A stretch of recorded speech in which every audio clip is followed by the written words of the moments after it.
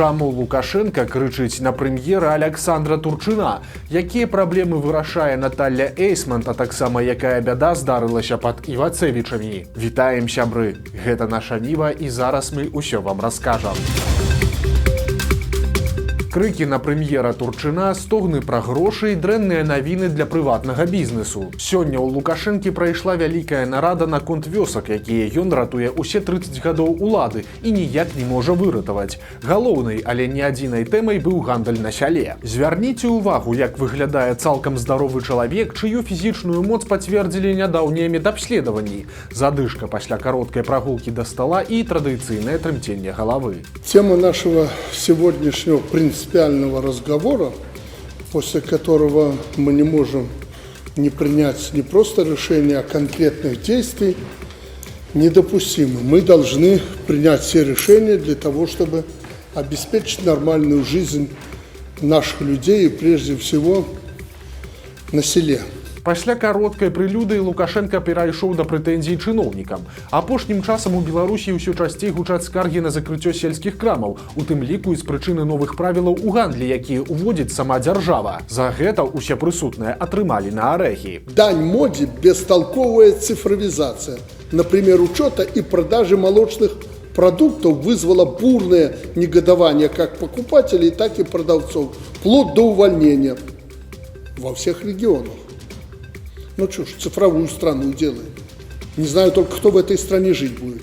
Правительству надо еще раз вернуться к этому вопросу. В кратчайшие сроки все разумно упростить. А если надо, сделать для села особый порядок. Бабе Дуне на селе нужно молоко, мясо и кусок хлеба, а не цифровизация. Яшчэ адну бяду Лукашенко пераклаў з даўно хворай галавы на здаровую і, на яго думку, занадта багатую. Жыхары беларускіх вёсак масава скардзяцца на аўталаўкі. Маўляў, іх графік прыезду нязручны, асартымент бедны, а нярэдка яны і ўвогуле гандлююць пратэрміноўкай. У дзяржаўнага прадпрыемства Белкаапсаюз, якое за гэта адказвае, за ўсе гады так не атрымалася наладзіць нармальную працу. У выніку і людзі незадаволеныя, і прыбытку няма. Лукашенко прыдумаў геніяльнае рашэнне перакласці гэтае проблемы, а разом с ними и отказность на плечи приватного бизнесу. Строишь прибыльный бизнес в столице и других крупных городах, возьми на себя социальную ответственность по обслуживанию потребителя на селе. Тем более, что проблемных районов не так уж много. Я хочу, чтобы вы это услышали. У нас все умные торгаши рынулись в крупные города, построили здесь магазины, неплохо живут. Правда, на Лазурном берегу все хозяева и собственники. Ну так организуйте так, чтобы они работали там, в глубинке. Праўда, сваю порцыю крытыкі атрымаў і Белкаапсаюз. Арганізацыя, якая павінна зарабляць на гандлі, фактычна толькі смокча грошы з дзяржавы. Нават на паліва для яе аўталавак бяруцца сродкі з дзяржаўнага бюджэту, якія пасля ніхто не вяртае. Прычына ў тым, што Белкаапсаюз не зарабляе нічога. Больш за тое, па словах Лукашэнкі, сёння арганізацыя ў мінусе амаль на 10 мільёнаў даляраў. Только на топливо для автолавок в этом году выделен 1 300 000 рублей. Ну, если вы и дальше планируете так организовывать торговлю Белкоопсоюза, это вам будет серьезный минус. Мы что, топливо должны для торговли закупать? Этих чудес еще не было. Мы еще в прошлом году договорились, что губернаторы из своих бюджетов смогут вам помочь с ремонтами магазинов. Это что, не поддержка? Если мы будем им помогать, их от этой соски не оторвешь. Зачем им работать? Хорошо живут. Пры гэтым Лукашенко абурыўся, што кіраўніцтва гэтага праблемнага прадпрыемства зарабляе цалкам сабе прыстойна. Как мне докладывают, положительных подвижек в финансовых потоках от торговой деятельности нет. Убыток 33 миллиона рублей. Вот они себя не забыли. Зарплата, допустим, у руководства Белкоопсоюза выше, чем у большинства министров. 1,5 раза. У выніку без крыкаў усё ж не абышлося, і гэтым разам за закрытыя дзіцячыя сады ў вёсках, калгасы і за той жа Белкаапсаюз адказваць давялося прэм'ер-міністру Александру Турчыну. Все вопросы, которые я отметил проблемные, должны быть решены. А то мы умные, когда надо хлеб убирать, тогда мы видим этих колхозников. а маломальские условия не можем создать. Да если бы не могли. 1 300 000 ты отдал ей на топливо. Какая зарплата? Без денег должны сидеть, если они одолжают. Конечно, не одолжаю, ты же им подарил это. И еще один подарок у меня сегодня утром на столе. 10 миллионов выделить сельскому хозяйству на закупки регуляторов роста для рапса. Что значит выделить? В кредит. Вот тебе 10 миллионов, ладно, там процент пониже, завтра должен вернуть, когда рапс получишь. Не можешь деньгами вернуть, давай натуральную продукцию мы у тебя возьмем. Что-то разбестились окончательно. Разбрасываете эти деньги, как будто нам нечего больше покупать за бюджетные деньги.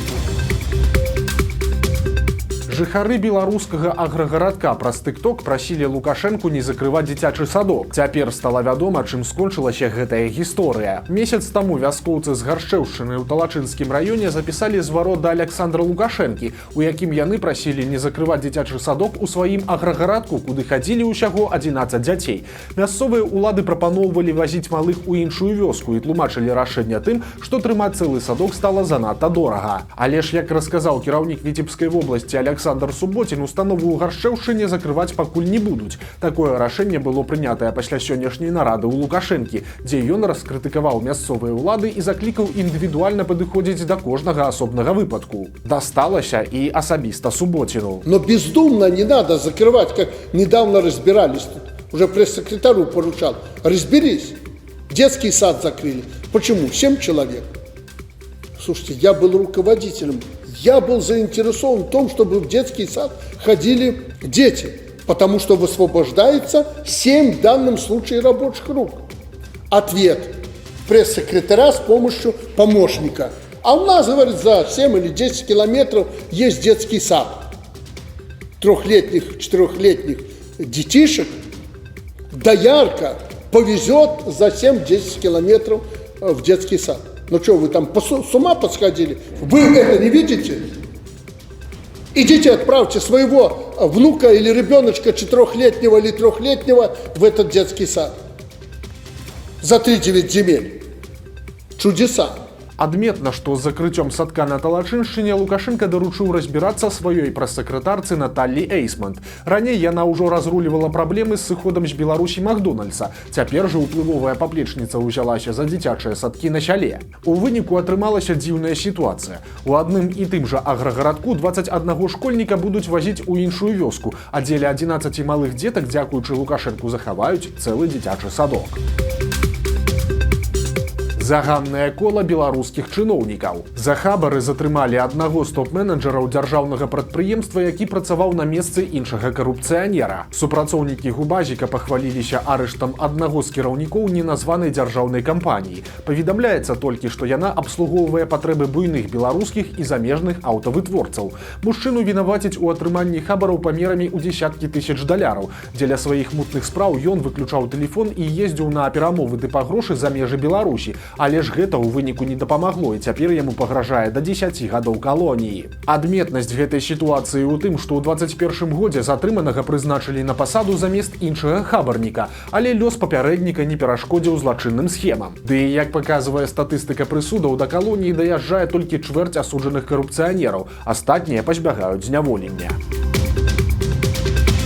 Жудасная аварыя здарылася ў Івацэвіцкім раёне. У ёй загінулі 5 чалавек. У панядзелак днём на трасе М1 20гадовы кіроўца БМВ не даў рады кіраванню. Яго машына вылецела на сустрэчную паласу, дзе ўрэзалася ў легкавік Volkswagen і грузавую фуру. У выніку загінулі абодва кіроўцы легкавых аўто, а таксама 3 пасажыры. Выжыла толькі 9гадовая дзяўчынка, якую шпіталізавалі. Як расказалі ў ДАІ, кіроўца БМВ меў менш за год досведу кіравання, але за гэты час неаднаразова штрафаваўся за перавышэнне хуткасці і адсутнасць тэхагляду, а на яго машыне стаялі зношаныя шыны. Ва ўмовах кепскага надвор'я гэтыя фактары прывялі да страшнай бяды.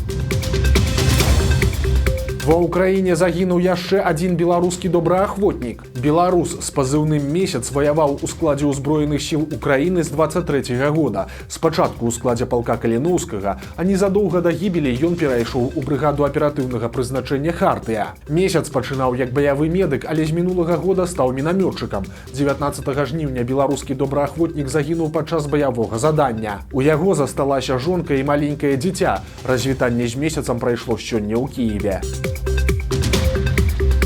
У Беларусі будзе яшчэ больш міліцыянтаў. Лукашенко падпісаў указ, які прадугледжвае стварэнне асобнага каледжа Міністэрства ўнутраных спраў. Яго зробяць замест дзейнага цэнтра падрыхтоўкі, павышэння кваліфікацыі і перападрыхтоўкі кадраў, які знаходзіцца ў мінскім раёне. У новаствораным каледжы плануюць выпускаць па 100 афіцэраў штогод. З'явіліся новыя падрабязнасці знікнення былога паплечніка Паўла Латушкі. Як нам стала вядома, дасведчаных крыніц Анатоль Котаў пасля эміграцыі неаднаразова лятаў у Турцыю і лічыў гэтую краіну цалкам бяспечнай. Працуючы ў івент-агенцтве, ён арганізоўваў там карпаратывы. Турцыя ў гэтай сферы лічыцца танным і цёплым месцам, куды зручна звозіць работнікаў кампаніі з усёй Еўропы. Для беларусаў і расіян не патрэбныя візы, да таго ж ёсць прамыя авіярэйсы. Пасля мерапрыемстваў Котаў без праблем вяртаўся у Польшу, але 21 жніўня перастаў выходзіць на сувязь. Яго сябры ўжо падалі заяву аб знікненні чалавека ў польскія і турэцкія органы, але пакуль што пошукі не далі плёну. Незвычайны судовы працэс прайшоў у Мінску. Мужчына напісаў добраахвотную адмову ад свайго 16гадовага сына. Бацькі падлетка ніколі не жылі разам. Да 6 гадоў яго выхоўвала маці, але жанчына піла і ў выніку памерла ад хваробы. Пасля гэтага хлопчыка забраў у Мінск яго родны бацька, але стасункі не склаліся. Падлетак часта сыходзіў з дома, піў, прагульваў школу і нават некалькі разоў трапляў у псіхічную бальніцу. Пасля чарговага знікнення хлопца знайшлі міліцыянты. Сілавікі пазванілі бацьку і папрасілі забраць сына, але непаўналетні адмовіўся ехаць дадому і абмацярыў мужчыну.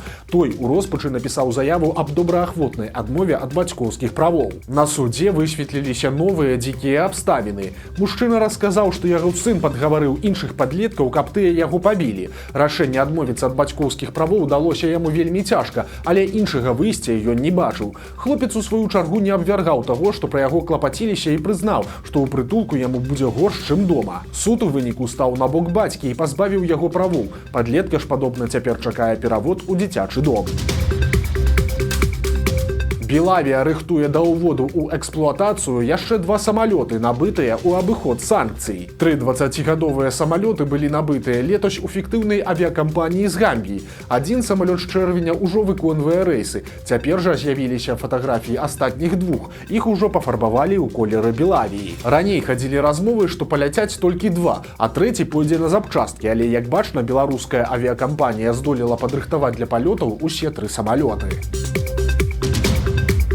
У студэнцкіх інтэрнатах Гродна з'явяцца дзяжурныя, якія будуць змагацца з экстрэмізмам і тэрарызмам. Чарговы бязглузды загад у духе часу падпісаў рэктар Гродзенскага дзяржаўнага аграрнага універсітэта Валянцін Пяшко. Згодна з ім, студэнтаў, якія жывуць у інтэрнатах, будуць цягаць на дзяжурствы па папярэджанні экстрэмізму і прадухіленні тэрарызму. На думку рэктара, гэта павінна ўмацаваць грамадскую бяспеку і дысцыпліну. У чым будзе выражацца барацьба з экстрэмізмам і тэрарызмам, можна толькі здагадвацца. Але ж падобна, што студэнтаў чакаюць праверкі тэлефонаў і надгляд рэчаў.